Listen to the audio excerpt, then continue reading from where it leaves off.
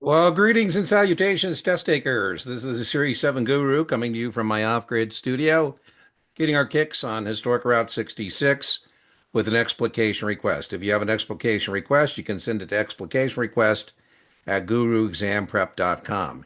Here is today's request.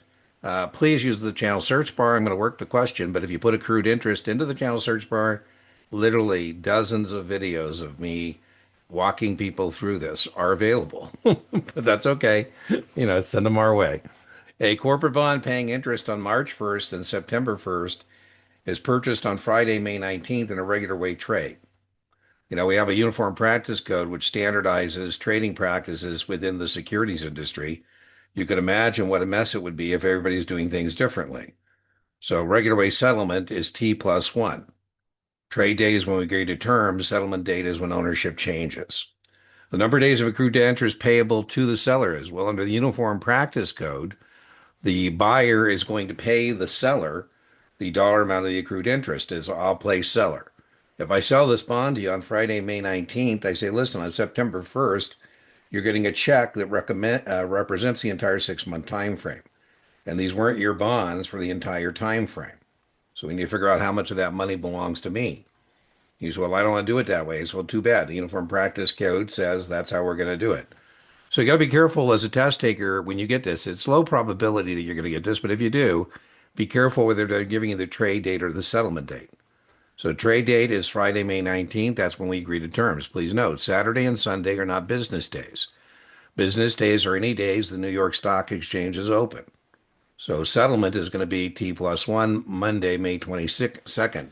That's when they become the buyer's bonds. They belong to me, the seller, on the 19th, the 20th, and the 21st. So you owe me 21 days basically there in May. Now, there's two methods to proceed.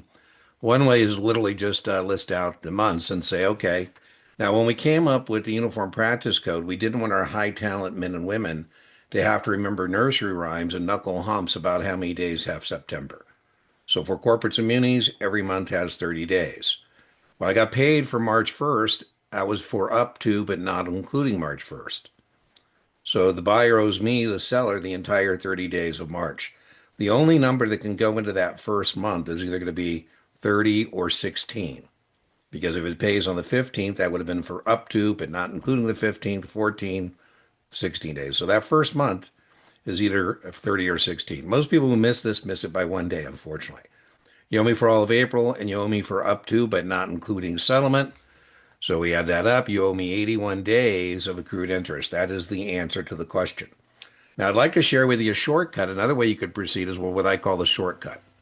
You can take the settlement date and subtract the last interest payment date, right? So it settled on May 22nd, 5/22. The last time it paid interest was March 1st. You subtract those. 1 from 22 is 21. 3 from 5 is 2 months. And then you just got to remember that every month has 30 days. So that I call the shortcut. So the long method or the shortcut, I would definitely know in the Uniform Practice Code that buyers pay seller the dollar amount of the accrued interest. I know the 30-day months. I would know that certain bonds trade flat, meaning no calculation of accrued interest, like zeros, bonds in default, income or adjustment bonds. So there are a couple of questions here, maybe one or two on your exam. Remember, inch by inch, accrued interest is a cinch. Yard by yard, accrued interest is hard.